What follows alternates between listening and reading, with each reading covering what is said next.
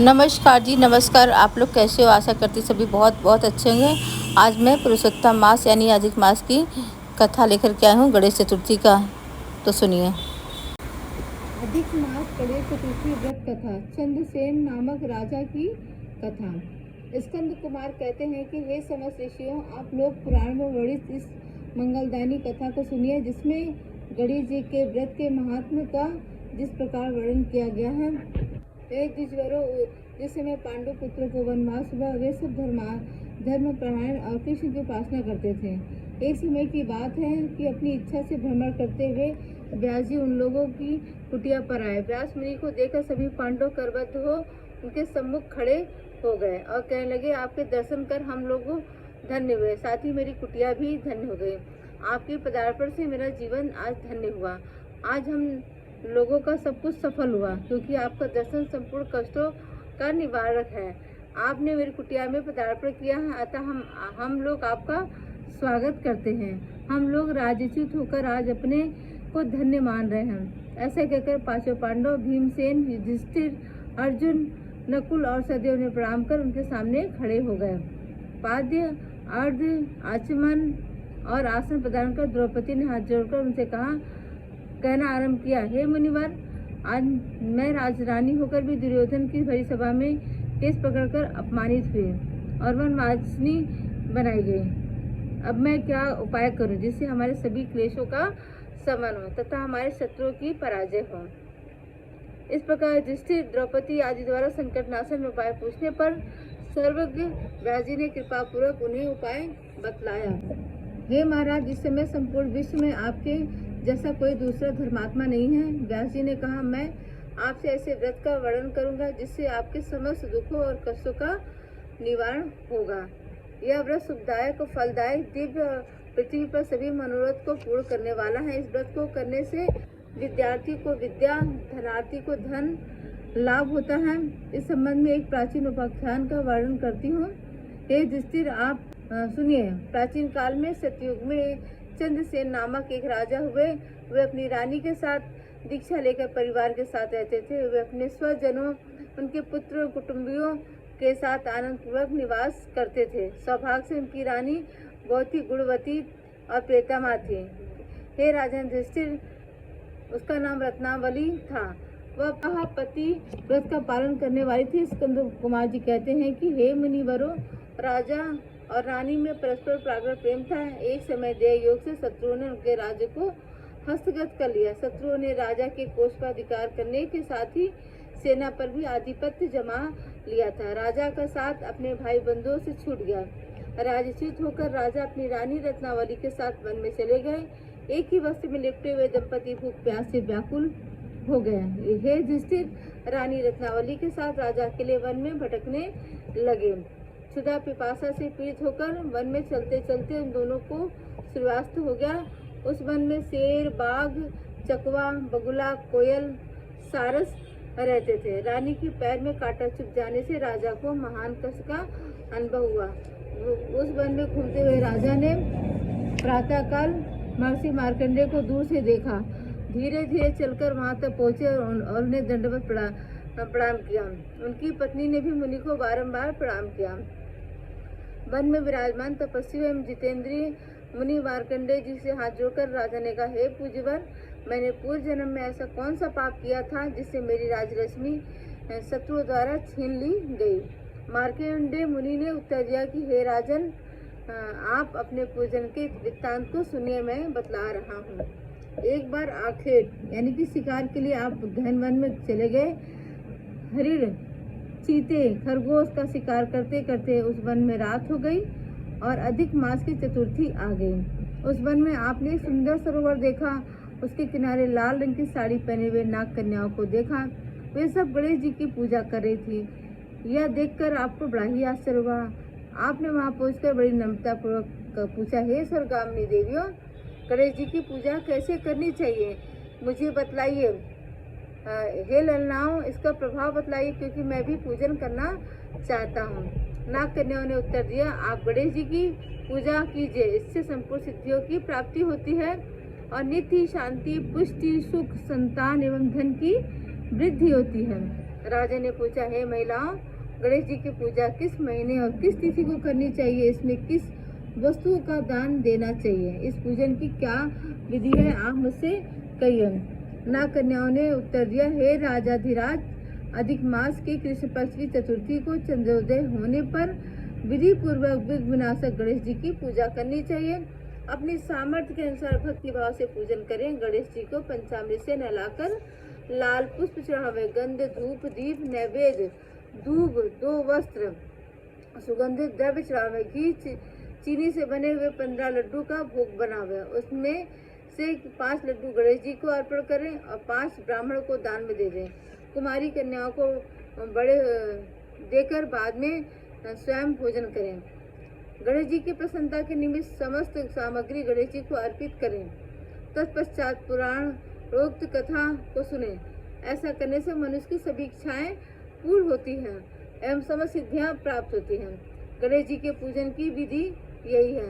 नाग कन्याओं की बातें सुनकर राजा ने उन्हें बारंबार नमस्कार किया। इस प्रकार राजा ने वहाँ गणेश जी के व्रत का मन में संकल्प लेकर सरोवर के तट पर जाकर गणेश जी का ध्यान किया और वहाँ से चले गए। इसके प्रभाव से गणेश जी आप पर प्रसन्न हो गए, आपको पुत्र, स्त्री, धन, धान आदि से पूर्ण कर दिया। आपके महल में रत्नों के हार, स्वर्ण, गौ, हाथी एवं घोड़ों का अभाव ना रहा। परंतु कुछ दिनों के बाद आप धन गर्वित होकर व्रत करना भूल गए। इसके अनंतर ही आप उस जन्म में मृत्यु को प्राप्त हो गए। हे राजन, उस जन्म जो पूजन किया था उसके प्रभाव से आपका नया जन्म राजवंश में हुआ। असहृदय व्यक्ति की मृत्यु, सुंदर नारी का समागम एवं सुंदर शरीर की प्राप्ति होने से धन मद में आकर आपने व्रत करना छोड़ दिया, जिसके कारण आपकी ऐसी दुर्गति हुई। राजा ने पूछा, हे ब्राह्मण, अब मैं कौन सा काम करूं जिसके वर्तमान संकट से मुक्ति हो, जिस उपाय से हमारी विघ्नों और क्लेशों का नाश हो तथा मुझे शांति प्राप्त हो, वही बतलाइए। मार्कंडेय मुनि ने कहा, हे महाराज, पूर्वोक्त रीति से आप गणेश जी की पूजा कीजिए और संकटनाशन चतुर्थी का व्रत कीजिए। इससे गणेश जी प्रसन्न होंगे, आपको पुनः राज्य वैभव प्राप्त होगा। इसलिए संपूर्ण कष्टों को समनार्थ आप स्वयं गणेश जी की पूजा कीजिए। व्यास जी कहते हैं, मार्कंडेय जी की बात सुनकर राजा ने उन्हें प्रणाम किया और अपने भवन में चले आए। रानी के साथ राजा ने भक्ति पूर्वक विधिवत व्रत किया। व्रत करने से उनके शत्रुओं का नाश हुआ। उन्होंने अपना खोया हुआ राज्य पुनः पाया। गणेश जी की पूजा करने से सभी वस्तुएं सुलभ हो जाती हैं और सभी कार्यों में सफलता मिलती है। स्कंद कुमार जी कहते हैं कि व्यास जी के वचन को सुनकर महाराजा युधिष्ठिर ने हाथ जोड़कर उनसे फिर पूछा, हे कष्टों के दूर करने वाले महर्षि, इस चतुर्थी के व्रत की विधि बतलाइए। किस नाम से, किस माह में, किस प्रकार गणेश जी की पूजा करनी चाहिए? इस व्रत में किस चीज का आहार करना चाहिए? तब व्यास जी ने कहा, राजन, अधिक मास में चतुर्थी को गणेश्वर के नाम से पूजा करनी चाहिए। पूजन की विधि षोडशोपचार है। सर्वप्रथम पंचामृत से स्नान कराना चाहिए। लाल कनेर का फूल चढ़ाकर लड्डू आदि का भोग लगावे। लाल चंदन, रोली, अक्षत, दूध को एक एक नाम से अलग अलग चढ़ावे। तत्पश्चात विश्व प्रियाय नमः कहकर आचमन, ब्रह्मचारिणी नमः से स्नान, गणेश्वराय नमः से वस्त्र, पुष्टिदाय नमः से चंदन चढ़ावे, विनाकाय नमः से पुष्प, उमा सुताय नमः से धूप, रुद्र प्रियाय नमः से दीप, विघ्न विनाशने नमः से नैवेद्य अर्पित करें। फलदात्रे नमः से तांबुल, संकट नाशने नमः से फल चढ़ावे। इसके बाद विघ्न विनाशक गणेश जी की प्रार्थना करें। हे सुंदर मुख वाले गणेश जी, मैं भव बाधा से ग्रस्त, भय से पीड़ित और क्लेशों से संतप्त हूँ। आप मेरे पर प्रसन्न होइए। हे दुख दारिद्र्य के नाशक गणनायक जी, आप मेरी रक्षा करें। हे विघ्नों के विनाशक, आपको मेरा बार बार प्रणाम है। फिर निम्नांकित मन से पुष्पांजलि देकर चंद्रमा को आर्घ्य देवे। हे क्षीर सागर संबुद्ध, हे द्विजराज, हे षोडश कलाओं के अधिपति, शंख में सफेद फूल, चंदन, जल, अक्षत और दक्षिणा लेकर हे रोहिणी के सहित चंद्रमा, आप मेरे अर्घ्य को स्वीकार करें। मैं आपको प्रणाम करता हूँ। तदनंतर ब्राह्मण को भोजन करावें, लड्डू और दक्षिणा देवे। देवता ब्राह्मण से बचे हुए अन्न द्वारा स्वयं आहार ग्रहण करें। रात्रि में भूमि पर शयन करें।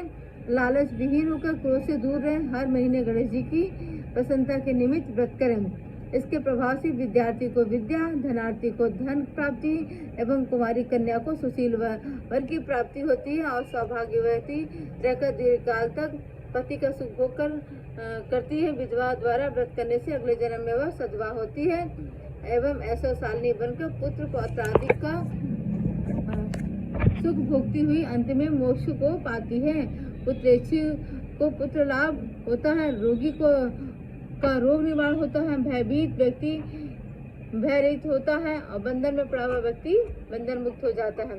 व्यास जी कहते हैं, हे राजन, इस प्रकार आप भी व्रत कीजिए। इस संकट नाशन चतुर्थी का व्रत करने से आप गणेश जी की कृपा से अपने राज्य को पुनः हस्तगत कर लेंगे।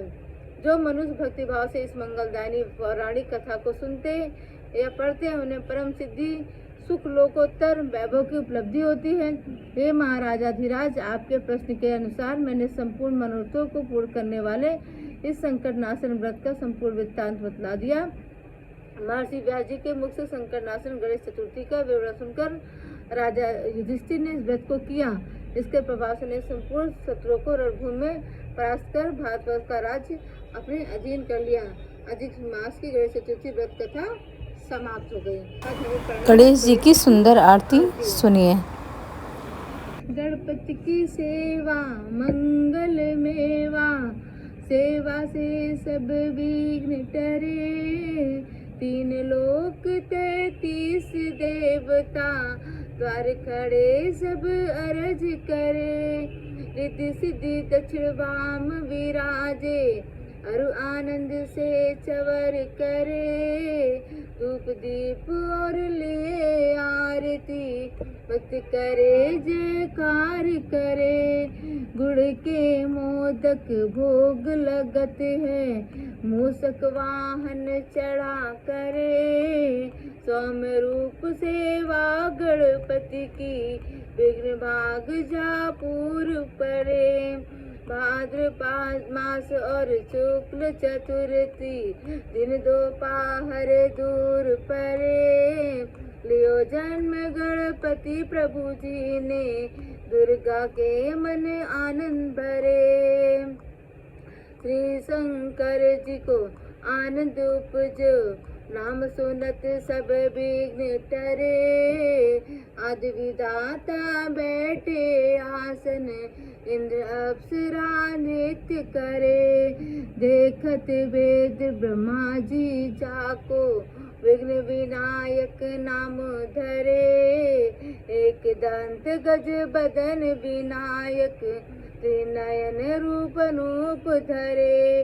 पग खम्भा सा उधर पुष्ट है, देख चंद्रमा हास्य करे। दिया साप श्री चंद्र देव को, कलाहीन तत्काल करे। 14 लोक में फिरे गणपति जी, 3 भुवन में राज करे। उठी प्रातः जब आरती गावे, जाके सिर यश छत्र फिरे। गणपति पूजन पहले करिए, काज सभी निर्विघ्न सरे।